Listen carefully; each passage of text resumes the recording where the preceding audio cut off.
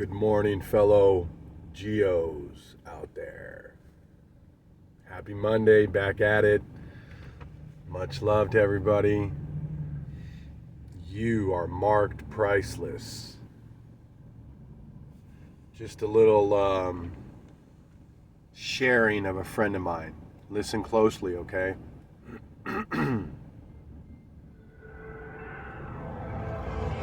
All I'm offering is the truth, nothing more.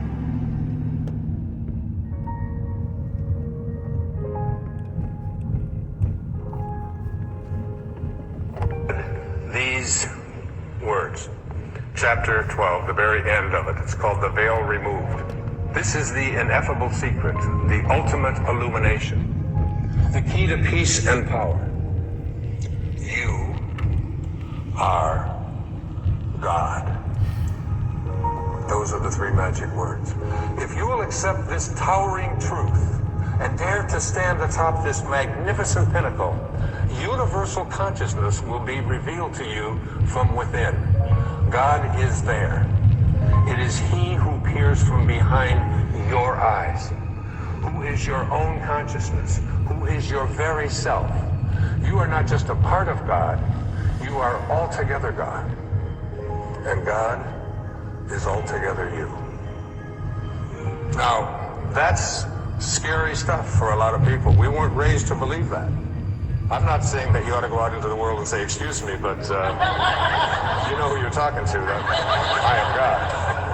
And the reason that we laugh is because we think of God as the God that we've created in our own image, the God of the ego, the God who's angry, the God who wants special favors, the God who has the ability to heal but withholds it. But there's another word that Jesus used in the New Testament, and this is the God I speak of, quoting him. God is love. And he that dwelleth in love dwelleth in me, and I in him. God is love. Pure, unconditional, blissful, divine love. That's who you are.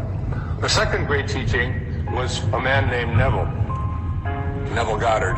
Passed away in 1972. Lectured over in California, particularly in the 40s and 50s and 60s. I read his book, The Power of Awareness, 7 times. I gave it to each one of my children at Christmas a couple of years ago, and they called me up and they said, Dad, it's great, but I don't understand it. It's a little heavy. I said, well, then maybe it's part of my Dharma to make it a little clearer. And chapter 27, the last chapter of his book, The Power of Awareness, it says this: in all of creation, in all of eternity, in all the realms of your infinite being, the most wonderful fact is that which is stressed in the first chapter of this book. You are God. You are the I am that I am. You are consciousness. You are the creator. This is the mystery. This is the great secret known by the seers and prophets and mystics throughout the ages. This is the truth that you can never know intellectually. If you want to understand something intellectually, what you must do is analyze it, come up with a formula for it, study it, look at other experts about it, and come up to a conclusion. If you want to understand something spiritually, you must first experience it. You must come to know this within. In the New Testament, which I read completely before I wrote Wishes Fulfilled, Jesus is about to be stoned. And he says, why would you stone me? And they say, because you blaspheme. You are a man, and you claim to be God. And Jesus responds in his words, is it not written in your laws that I have said you are gods? All of you. We are all gods. We have within us, not the God that so often we are taught is outside of us, but the God that is love, the God that is perfect love, the soul that wants to expand because it is infinite and doesn't want to be restricted. And I came across some great teachings that were sent to me. They showed up, as we often think they show up as accidents, but you come to realize that there are no accidents in this universe. Everything that takes place have the pieces moved around by something bigger than all of us. And so it was called the I Am Discourses. And I quote from the I Am Discourses. The first expression of every individual everywhere in the universe, either in spoken word, silent thought, or feeling, is I am, recognizing its own conquering divinity. The student, me, you, all of us, endeavoring to understand and apply these mighty yet simple laws, must stand guard more strictly over his thoughts and expression in words or otherwise. For every time you say, I am not, I cannot, I have not, you are, whether knowingly or unknowingly, throttling that great presence within you. These words, I am. I opened up this program with the words, I am well, I am perfect health. And where do you think they came from? What do these words, I am, mean? A very quick retracing of the story of Moses. Moses, this little baby who was born at a time when the Pharaoh had ordered all male children to be drowned in the Nile, and Moses' mother took his little baby, put him in a basket, and floated him down the Nile. Moses was discovered by the Pharaoh's daughter. The Pharaoh's daughter raised Moses as her own son and the Pharaoh's grandson. But along in his late teen years, he got into a conflict and ended up seeing one of the Israelite slaves being mistreated, and he ended up killing him. So Moses had to take off because he was afraid for his own life. And he went out into the Sinai, and there married Zipporah and had children and was out as a shepherd. And as the Torah tells us, as it says in Exodus, he comes across a burning bush one day that is not being consumed. And the bush speaks to him. And rather than even misquote this even a little, I brought from my hotel room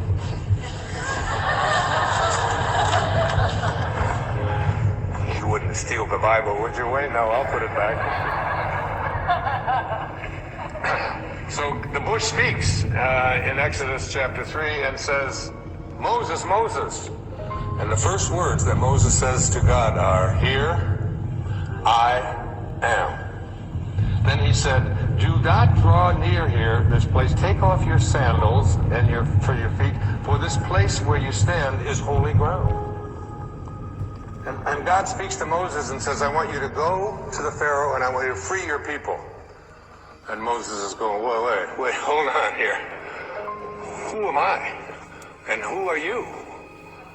Moses says to God, who am I that I should go to the Pharaoh and that I should bring the children of Israel out of Egypt? So he said, I will certainly be with you, and this shall be a sign to you that I have sent you. When you have brought the people out of Egypt, you shall serve God on this mountain. Then Moses says to God, indeed, when I come to the children of Israel, and I say to them, the God of your fathers has sent me to you, and they say to me, what is his name?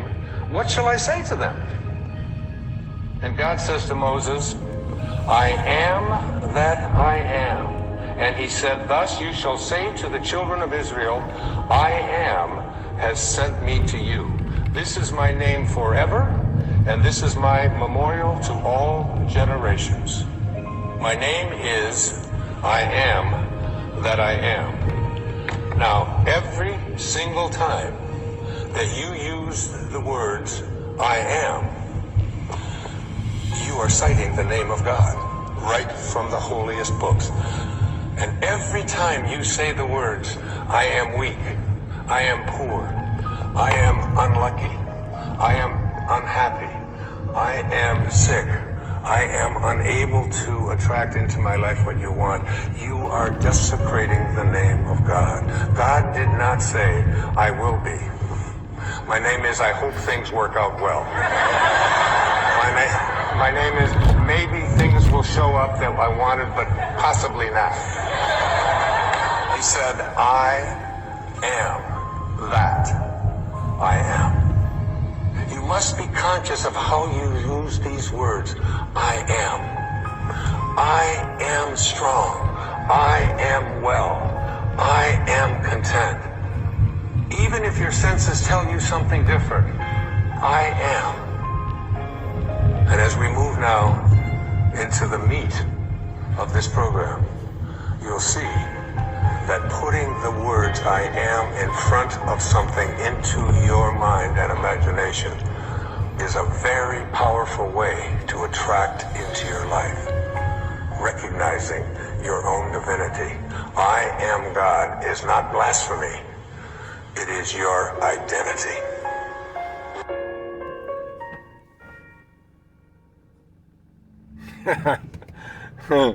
Just a little quick message from a close friend.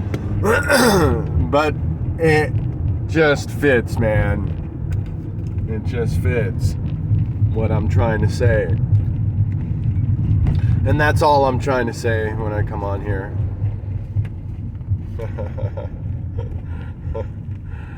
Oh, man. This is your identity.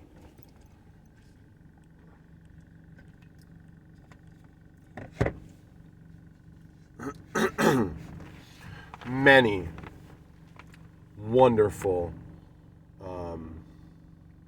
authors and speakers out there that we can bring to the table. But they're there, and it's not necessary. We have the I am within us. We are the I am. You are the I am.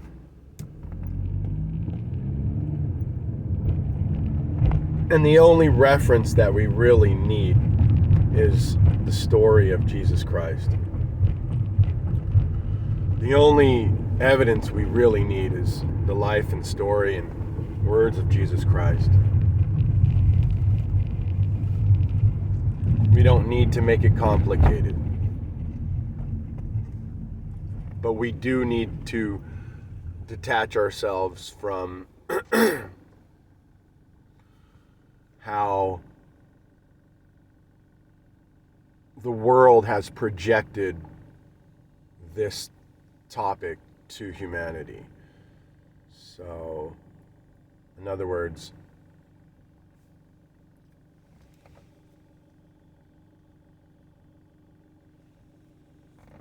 we need to allow the story of Jesus Christ to come alive on a personal level with just you and the Bible, or just you and God.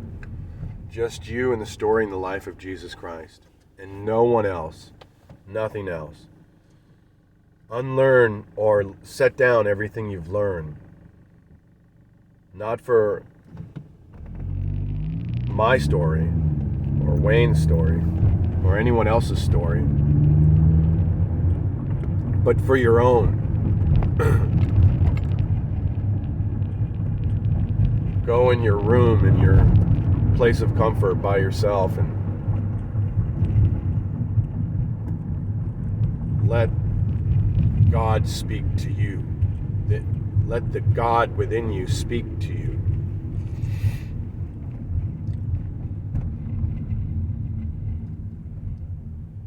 And God will never fail to help you understand what He wants you to understand. Much love. Good morning. Quick video. Not sure how it came out. Dropped my daughter off at school this morning, and she made a little joke, and it was really funny because I said, hey, you want to listen to one of my videos? And she was like, no, you're going to get us canceled.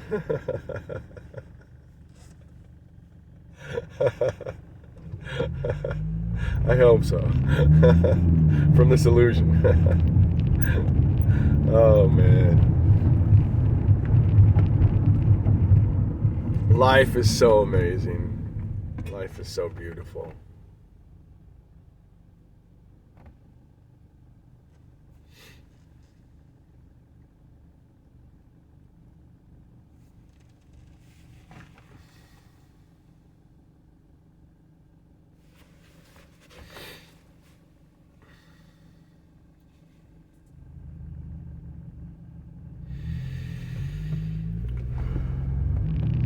when we breathe, it's soothing. It calms the whole body.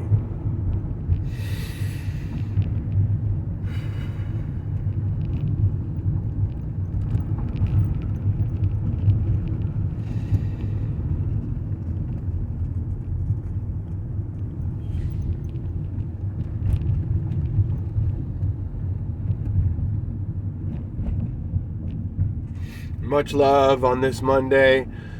Gonna let you go. Got a late start this morning. Really good to be with you. If it sounds good, if you can hear Wayne, I'll post it. And sooner or later, you can probably find all the books that I have. All the subscriptions that all the books I've ever read are in my channel. They're all there. So have at it. Love you. Much love. I'll be back. Just trying to come at you this Monday morning.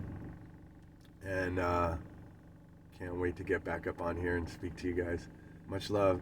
One. Always one, never two. What's up, GEO? What's up, family? Love you all.